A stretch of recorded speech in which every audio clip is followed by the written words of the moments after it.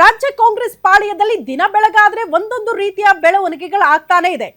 ಪ್ರಮುಖವಾಗಿ DCM D K Shivakumar ಅವರನ್ನ ಬದ್ಧ ವೈರಿ ಪಕ್ಷದಲ್ಲಿದ್ರು ಕೂಡ ಅವರನ್ನ ಕಂಡ್ರೆ ನನಗಾಗಲ್ಲ ಅನ್ನೋ ರೀತಿಯಲ್ಲಿ ಇದ್ದಂತಹ ಕೆಎನ್ ರಾಜಣ್ಣ ಅವರೇ ಡಿಸಿಎಂ ಡಿಕೆ ಶಿವಕುಮಾರ್ ಅವರನ್ನ ಭೇಟಿಯಾಗಿ ಕೆಲ ಕಾಲ ಚರ್ಚೆ ಮಾಡಿದ್ರು. ಅದರ ಅರ್ಥ ಏನೋ ಒಗ್ಗಟ್ಟು ಪ್ರದರ್ಶನ ಆಗ್ತಾ ಇದೆಯಾ ಅಥವಾ ಏನಾದ್ರೂ ಒಪ್ಪಂದ ಆಗಿದೆಯಾ ಇಬ್ಬರ ಮಧ್ಯೆ ಅಂತ. ಡಿಕೆಶಿ ರಾಜಣ್ಣ ಭೇಟಿಯ ಉದ್ದೇಶ ವಿಫಲ ಆಗಿ ಹೋಗಿದೆಯಾ ಅನ್ನೋದು ಪ್ರಶ್ನೆ. ಡಿಕೆಶಿ ರಾಜಣ್ಣ ಭೇಟಿ ತಂತ್ರವನ್ನ ಉಲ್ಟಾ ಮಾಡಿದ್ರ ಸಿದ್ದರಾಮಯ್ಯ?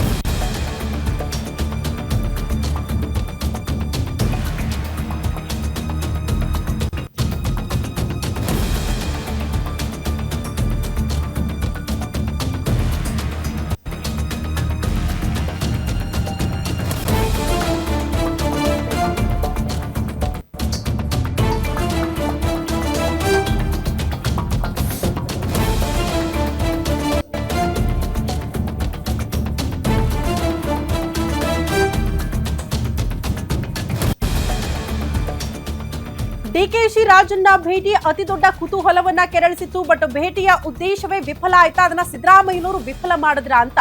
ಡಿಕೆಶಿ ರಾಜಣ್ಣ ಭೇಟಿ ತಂತ್ರವನ್ನ ಉಲ್ಟಾ ಮಾಡಿದ್ರ ಸಿದ್ದರಾಮಯ್ಯ. ಒಂದು ಕಾಲದ ಆಪ್ತರು K N Rajanna DCM D K Shivakumar ಅವರಿಗೆ ಸಿಎಂ ಸಿದ್ದರಾಮಯ್ಯ ಆ ಮೂಲಕ ಕೌಂಟರ್ ಕೊಟ್ರ ಅನ್ನೋದು ಪ್ರಶ್ನೆ ಆಗ್ತಾ ಇದೆ. ಅಪೆಕ್ಸ್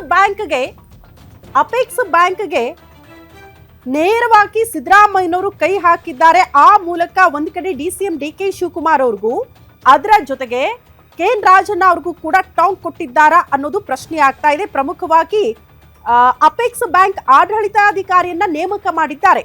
ಸಿಎಂ ಹೆಚ್ಚುವರಿ ಕಾರ್ಯದರ್ಶಿ ಜಿಯಾ ಉಲ್ಲಾ ಖಾನ್ ಸಹಕಾರ ಇಲಾಖೆ ಸಿಎಂ ಬಳಿ ಇರೋದ್ರಿಂದ ಅವರೇ ನೇಮಕ ಮಾಡುವಂತ ಹಕ್ಕು ಹೊಂದಿರೋದ್ರಿಂದ ನೇಮಕ ಮಾಡಿದ್ದಾರೆ. ಆ ಮೂಲಕ ಇಬ್ಬರಿಗೂ ಕೂಡ ಕೌಂಟರ್ ಕೊಟ್ರ ಅನ್ನೋದು ಪ್ರಶ್ನೆ.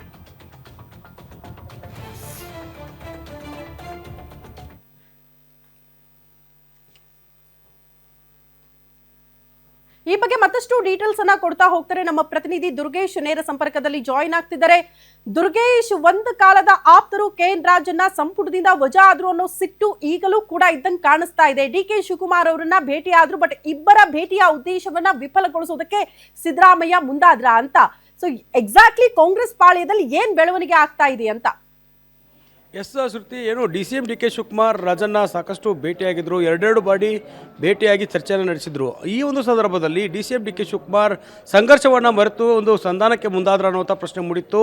ಆದರೆ ರಾಜಣ್ಣ ಇದಕ್ಕೂ ಮುನ್ನ ರಾಹುಲ್ ಗಾಂಧಿ ಅವರಿಗೆ ಪತ್ರವನ್ನು ಬರೆದಿದ್ದರು. ಜೊತೆಗೆ ಸಿಎಂ ಸಿದ್ದರಾಮಯ್ಯ ಅತ್ಯಾಪ್ತರಾಗಿರುವಂಥ ರಾಜಣ್ಣ ಡಿಸಿಎಂ ಡಿಕೆ ಶಿವಕುಮಾರ್ ಅವರಿಗೆ ಬೆಂಬಲ ಕೊಡು ಮಾತೇ ಇಲ್ಲ ಅನ್ನುವಂಥ ಮಾತನ್ನು ಒಂದು ಕಡೆ ಹೇಳಿದರೆ, ಈಗಲೂ ಕೂಡ ನಾನು ಸಿದ್ದರಾಮಯ್ಯ ಪರ ಇದ್ದೇನೆ ಅನ್ನುವಂಥ ಮಾತನ್ನು ಖುದ್ದು ರಾಜಣ್ಣ ಅವರು ಹೇಳಿದರು. ಇದರ ನಡುವೆ ರಾಜಣ್ಣ ಮತ್ತು ಡಿಸಿಎಂ ಡಿಕೆ ಶಿವಕುಮಾರ್ ಅವರು ಭೇಟಿ ನಡುವೆ ಈಗ ಸಿಎಂ ಸಿದ್ದರಾಮಯ್ಯ ಮತ್ತು ರಾಜಣ್ಣ ಭೇಟಿಯಾಗಿದ್ದಾರೆ. ಪ್ರಮುಖವಾಗಿ ಅಪೆಕ್ಸ್ ಬ್ಯಾಂಕ್ ವಿಚಾರಕ್ಕೆ ಸಂಬಂಧಪಟ್ಟಂತೆ ಡಿಕೆ ಶಿವಕುಮಾರ್ ಒಂದು ಬೇಡಿಕೆಯನ್ನು ಇಟ್ಟಿದ್ದರು. ತಮ್ಮ ಸಂಬಂಧಿಯಾಗಿರುವಂಥ MLC ರವಿ ಅವರಿಗೆ ಅಪೆಕ್ಸ್ ಬ್ಯಾಂಕ್ನ ಅಧ್ಯಕ್ಷ ಸ್ಥಾನವನ್ನು ಕೊಡಬೇಕು ಅನ್ನೋ ನಿಟ್ಟಿನಲ್ಲಿ ತಂತ್ರವನ್ನು ನಡೆಸ್ತಾ ಇದ್ರು. ಆದರೆ ಈಗ ಸಿಎಂ ಸಿದ್ದರಾಮಯ್ಯ ಸಹಕಾರ ಇಲಾಖೆ ಅವ್ರ ಬಳಿ ಇರೋದ್ರಿಂದ ಆಡಳಿತಾಧಿಕಾರಿಯಾಗಿ ಜಿಯಾ ಉಲ್ಲಾ ಖಾನ್ ಅವರನ್ನು ನೇಮಕ ಮಾಡಿದ್ದಾರೆ. ಸಿಎಂ ಸಿದ್ದರಾಮಯ್ಯ ಅವರ ಹೆಚ್ಚುವರಿ ಕಾರ್ಯದರ್ಶಿಯಾಗಿರುವಂಥ ಜಿಯಾ ಉಲ್ಲಾ ಖಾನ್ ಈ ಹಿಂದೆ 2020-21ರಲ್ಲಿ ಏನು ಸಹಕಾರಿ ಅಪೆಕ್ಸ್ ಬ್ಯಾಂಕ್ನ ಆಡಳಿತಾಧಿಕಾರಿಯಾಗಿದ್ದರು. ಈ ಒಂದು ಅನುಭವ ಇರೋದ್ರಿಂದ ಸದ್ಯಕ್ಕೆ ಬೆಳ್ಳಿ ಪ್ರಕಾಶ್ ಅವರ ಅವಧಿ ಮುಗಿದಿರೋದ್ರಿಂದ ಈ ಒಂದು ಆಡಳಿತಾಧಿಕಾರಿ ನೇಮಕ ಮಾಡುವ ಮೂಲಕ ಡಿಸಿಎಂ ಡಿಕೆ ಶಿವಕುಮಾರ್ ಅವರಿಗೆ ಟಕ್ಕರ್ ಕೊಡೋ ಕೆಲಸವನ್ನು ಸಿಎಂ ಸಿದ್ದರಾಮಯ್ಯ ಮಾಡಿದ್ರು ಅನ್ನುವಂಥ ಪ್ರಶ್ನೆ ಇಲ್ಲಿ ಮೂಡ್ತಿರುವಂಥದ್ದು. ಪ್ರಮುಖವಾಗಿ ಸಿಎಂ ಬದಲಾವಣೆ ವಿಚಾರಕ್ಕೆ ಸಂಬಂಧಪಟ್ಟಂತೆ ಡಿಸಿಎಂ ಡಿಕೆ ಶಿವಕುಮಾರ್ ಸಿಎಂ ಆಪ್ತರನ್ನು ಟಾರ್ಗೆಟ್ ಮಾಡಿ ಚರ್ಚೆ ನಡೆಸ್ತಿದ್ದಾರೆ, ರಹಸ್ಯವಾಗಿ ಮಾತುಕತೆಗಳನ್ನು ನಡೆಸ್ತಿದ್ದಾರೆ. ಅದರಲ್ಲೂ ಕೂಡ ಬದ್ಧ ವೈರಿ ಅಂತಲೇ ಗುರುತಿಸಿಕೊಂಡಿದ್ದಂಥ ರಾಜಣ್ಣ ಅವರ ಭೇಟಿ ಮಾಡಿದ ಬಳಿಕ ಸಿಎಂ ಸಿದ್ದರಾಮಯ್ಯ ಅವರು ಕೂಡ ಅಲರ್ಟ್ ಆಗಿದ್ದಾರೆ. ಒಂದು ಕಡೆ ಸಿಎಂ ಸಿದ್ದರಾಮಯ್ಯ ರಾಜಣ್ಣ ಅವರನ್ನು ಭೇಟಿ ಮಾಡೋದಲ್ಲದೆ ಏನು ಡಿಸಿಎಂ ಡಿಕೆ ಶಿವಕುಮಾರ್ ಅವರು ತಂತ್ರವನ್ನು ಹುಡ್ತಾ ಇದ್ರು, ಅಪೆಕ್ಸ್ ಬ್ಯಾಂಕ್ ಅಧ್ಯಕ್ಷರನ್ನಾಗಿ ತಮ್ಮ ತಮ್ಮ ಸಂಬಂಧಿಯನ್ನು ರವಿಯವರನ್ನು ನೇಮಕ ಮಾಡಬೇಕು ಅನ್ನುವಂಥ ಒಂದು ಪ್ಲ್ಯಾನನ್ನು ಮಾಡ್ಕೊಂಡಿದ್ರು. ಅದಕ್ಕೂ ಕೂಡ ಕೌಂಟರ್ ಕೊಡೋ ಕೆಲಸವನ್ನು ಸಿ ಎಂ ಸಿದ್ದರಾಮಯ್ಯ ಮಾಡಿದ್ದಾರೆ. ಹೀಗಾಗಿ DCM DK ಶಿವಕುಮಾರ್ ಮತ್ತು CM ಸಿದ್ದರಾಮಯ್ಯ ನಡುವೆ ನಡೀತಿರುವಂಥ ಮುಸುಕಿನ ಗುದ್ದಾಟ ಮತ್ತೊಂದು ಹಂತಕ್ಕೆ ತಲುಪಿದೆ. ರಾಜಣ್ಣ ಅವರ ಮನವೊಲಿಸೋದಕ್ಕೆ ಮುಂದಾದಂಥ DK ಶಿವಕುಮಾರ್ಗೆ CM ಸಿದ್ದರಾಮಯ್ಯ ತಿರುಗೇಟು ಕೊಡುವ ಮೂಲಕ ಅಪೆಕ್ಸ್ ಬ್ಯಾಂಕನ್ನು ತಮ್ಮ ಬಳಿ ಇರುವಂತಹ ಇಲಾಖೆಯ ಮೂಲಕ ತಮ್ಮ ಅಧ್ಯಕ್ಷಸ್ಥಾನವನ್ನು ತಮ್ಮವರಿಗೆ ಕೊಡಬೇಕು ಅನ್ನೋ ನಿಟ್ಟಿನಲ್ಲಿ ಪ್ಲ್ಯಾನನ್ನು ಮಾಡಿದ್ದಾರೆ. ಹೀಗಾಗಿ ಒಂದು ಕಡೆ ನಾಯಕತ್ವ ಬದಲಾವಣೆ ದಿನಕ್ಕೆ ಚರ್ಚೆ ಆಗ್ತಾ ಇದೆ. ಇತ್ತ CM ಸಿದ್ದರಾಮಯ್ಯ ತಂತ್ರಗಳ ಮೇಲೆ ತಂತ್ರವನ್ನು ಮಾಡ್ತಿದ್ದಾರೆ. CM ಬದಲಾವಣೆ ವಿಚಾರ ಸದ್ಯಕ್ಕೆ ಇಲ್ಲ ಅನ್ನುವಂಥ ಮಾತನ್ನು ಒಂದು ಕಡೆ ಹೇಳಿದರೆ, ನಾನೇ 5 ವರ್ಷ CM ಆಗಿರ್ತೀನಿ ಅನ್ನುವಂಥ ಮಾತನ್ನು ಕೂಡ ಹೇಳ್ತಿದ್ದಾರೆ. ಹೀಗಾಗಿ DCM DK ಶಿವಕುಮಾರ್ಗೆ ಹಿನ್ನಡೆ ಮಾಡುವ ಕೆಲಸವನ್ನು CM ಸಿದ್ದರಾಮಯ್ಯ ಹಂತ ಹಂತವಾಗಿ ಮಾಡ್ತಾನೆ ಹೋಗ್ತಿದ್ದಾರೆ. ಅದಕ್ಕೆ ಮೊದಲ ಉದಾಹರಣೆ ಅಪೆಕ್ಸ್ ಬ್ಯಾಂಕ್ ವಿಚಾರ ಅನ್ನುವಂಥದ್ದು ಇಲ್ಲಿ ಸ್ಪಷ್ಟವಾಗಿ ಗೊತ್ತಾಗ್ತಿದೆ. ಶ್ರುತಿ. ಓಕೆ ದುರ್ಗೇಶ್, ಧನ್ಯವಾದಗಳು ತಮ್ಮೆಲ್ಲ ಮಾಹಿತಿಗೆ.